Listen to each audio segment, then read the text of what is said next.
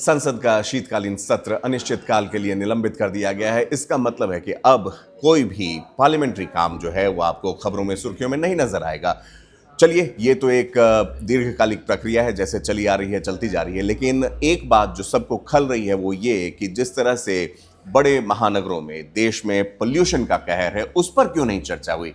हमने वंदे मातरम पर चर्चा की, हमने एसआईआर पर चर्चा की, लेकिन यहां पर कई बिल्स भी पास हुए, लेकिन पोल्यूशन को लेकर सारा का सारा मामला नजर आया। केशव जी, विपक्ष के नेता राहुल गांधी जर्मनी में थे, प्रधानमंत्री विदेश यात्रा पर थे, और यहां पर हम देख रहे हैं बाकी जनता जो है, बाकी जो नेता है वो चाय पी रहे हैं साथ में। कैसे देखती है इसको भारत की जनता? नहीं, मुझे लगता है संसद अपनी गति से चलता है। प्रधानमंत्री रहे ना रहे, विपक्ष के नेता रहे ना रहे, लेकिन संसद की अपनी एक गरिमा होती है। हालांकि संसद का जो सत्र समाप्त हुआ है, संसद की गरिमा के अनुरूप ही समाप्त हुआ है। जो हाल फिलहाल में संसद की गरिमा बन गई है, हो हल्ला होगा, धक्का मुक्की होगा, बिल फाड़े जाएंगे, सारी चीजें संसदीय परंपरा के अनुरूप ही है। लेकिन इस बार जब संसद चल रही थी उसी दिल्ली में, जहां पर प्रदूषण का ऐसा कहर है, AQI अभूतपूर्व स्तर पे जा रहा है, लेकिन संसद में इस पर चर्चा नहीं होना सरकारों की, मैं सरकार नहीं कह रहा हूं, मैं सरकारों कह रहा हूं, सरकारों की पर्यावरण विषयक गंभीरता को दर्शाता है कि इस बात पर कितनी गंभीर है सरकारें। देख लीजिए। बिल्कुल। इसमें एक चीज ध्यान देने वाली बात यह है कि जब राहुल गांधी ने इस मामले को उठाया और उन्होंने एक धारा प्रवाह भाषण भी दिया, आपने देखा होगा किस तरह से राहुल गांधी ने इस बार लोकसभा में बात की थी, लेकिन उसके बाद उसका फॉलोअप कुछ नहीं हुआ। यहां तक कि ऑपोजिशन ने यह भी कहा कि हम इस मुद्दे पर खास करके आपके साथ, सरकार के साथ मिलकर काम करने को तैयार हैं। आपको लगता है कि सरकारी पहल कहीं ना कहीं मिसिंग है? नहीं, मिसिंग है, क्योंकि राहुल गांधी जब बोल रहे थे तो पार्लियामेंट इस बात के लिए तैयार भी हुई थी। संसदीय कार्य मंत्री किरण रिजिजू ने कहा था कि सरकार पार्लियामेंट में AQI पर बात करने के लिए तैयार है, लेकिन फिर चर्चा उसकी नहीं होती है, AQI लिस्ट भी नहीं होता है। इनफैक्ट AQI एक दिन की समस्या नहीं है, हर साल खासकर इस सीजन में आकर के ये समस्या बढ़ रही है और हर साल ये बढ़ती ही जा रही है। कौन बात करेगा इस पर? और हम सिर्फ दिल्ली की सरकार को घेरते हैं। दिल्ली NCR जिसको अगर आप बोलते हैं, देखिए सब जगह तो बीजेपी है और केंद्र में भी बीजेपी की सरकार है, चाहे यूपी हो, हरियाणा हो, दिल्ली हो और फिर केंद्र की सरकार हो, नगरपालिका में भी बीजेपी, नगरपालिका में भी बीजेपी है। और फिर इस तरह की जो अगंभीरता होती है सरकारी स्तर पे, यह बहुत ही मतलब दुख का विषय, दुख की बात है ये। बिल्कुल। केशव जी, मुझे लगता है यहाँ पर जो एक कहते हैं कि इंडियन मेंटालिटी की जो हम बात करते हैं, यहाँ जब तक कोई समस्या आपके सर चढ़कर नहीं बोलने लगती है, जिसको कहते हैं ना कि now the time has come, कि अगर नाउ और नेवर वाली स्थिति, तब तक मुझे नहीं लगता। और दूसरी चीज़ ये है कि हम अक्सर डिबेट्स में सुनते हैं कि भाई पोल्यूशन चुनावी मुद्दा क्यों नहीं बनता है, तो यहाँ हम लोग जैसे लोग भी जो यहाँ रहते हैं वो उसको बार बार नहीं उठाते हैं, उसको मुद्दा नहीं बनाते। सर, पॉल्यूशन इस बार, पिछली बार जो दिल्ली में चुनाव हुआ उसमें चुनावी मुद्दा था।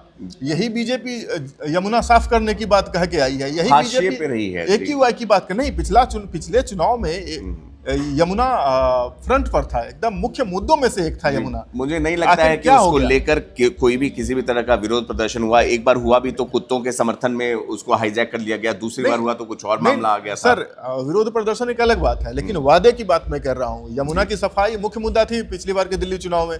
दिल्ली विधानसभा का जो चुनाव हुआ है, तो कह दिया नहीं हो पाएगा, नहीं हो पाएगा। यहाँ पर दिल्ली के मंत्री ने भी कह दिया कि बीजेपी जब विपक्ष में होती है तब उसे सारी चीजें याद आती है, सारे कर्तव्य याद आते हैं, समाज में क्या होना चाहिए, संसार में क्या होना चाहिए, सब पर उनकी पैनी निगाह रहती है।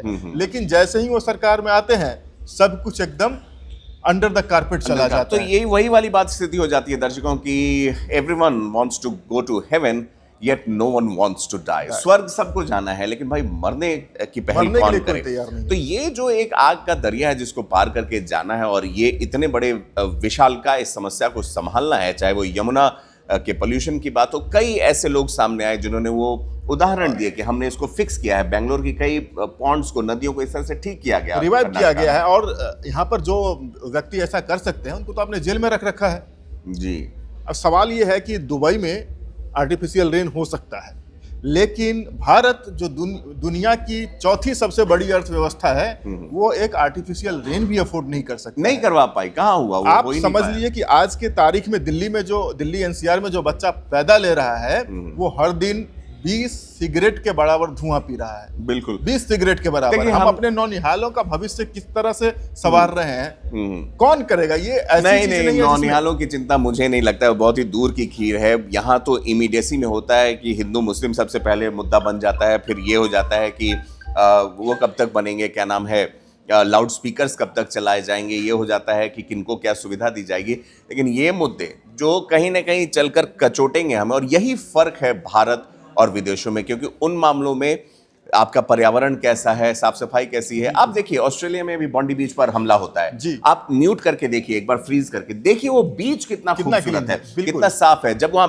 गोलीबारी हो रही, लोग भाग रहे हैं, माफी चाहूंगा इस एग्जांपल के लिए, लेकिन देखिए कि वहां पर बसें हॉर्न बजाते हुए नहीं भाग रही हैं। नहीं, और सर अगर विदेश यात्रा अफोर्ड नहीं कर सकते हैं तो कम से कम केरल चले जाइए। देखिए केरला के बीचेस भी उतने ही साफ सुथरे हैं, वहाँ के गांव साफ है, वहाँ की सड़कें साफ हैं। हम यहाँ पर क्या कर रहे हैं? हमारी देखिए हम कितने मायोपिक हैं जब हम प्लान बनाते हैं, जब हम योजनाएं बनाते, कितने मायोपिक हैं। हमने ये योजना बनाई कि दिल्ली में प्रदूषण का स्तर बढ़ रहा है, तो दिल्ली में जो मैन्युफैक्चरिंग यूनिट्स हैं हम उसको शिफ्ट कर देंगे। जी। लेकिन हम उसको शिफ्ट कहाँ करेंगे? हम उसको शिफ्ट कर देंगे फरीदाबाद में, हम उसे शिफ्ट कर देंगे गाजियाबाद में, हम और उसे उनका शिफ्ट पानी करेंगे फिर आके नोएडा में, यमुना में ही और हम सोचेंगे कि दिल्ली साफ हो जाएगी। भाई कैसे होगा? ये बिल्कुल सारी समस्याएं, हमें मायोपिक दृष्टिकोण से ऊपर उठना पड़ेगा। बिल्कुल।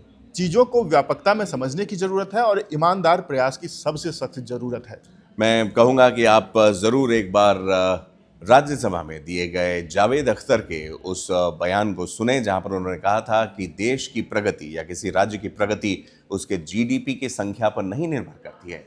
ये निर्भर करती है कि आपको बिजली, पानी, घर की सुविधा मौजूद है कि नहीं, आपको चलने फिरने, साफ हवा की मौजूदगी है कि नहीं, उसका आपको एक्सेस है कि नहीं। अदरवाइज ये जो प्रकरण है इस तरह से चलता ही रहेगा। वन इंडिया पर इस ब्रॉडकास्ट को देखने के लिए आपका बहुत बहुत धन्यवाद। Subscribe to One India and never miss an update. Download the One India app now.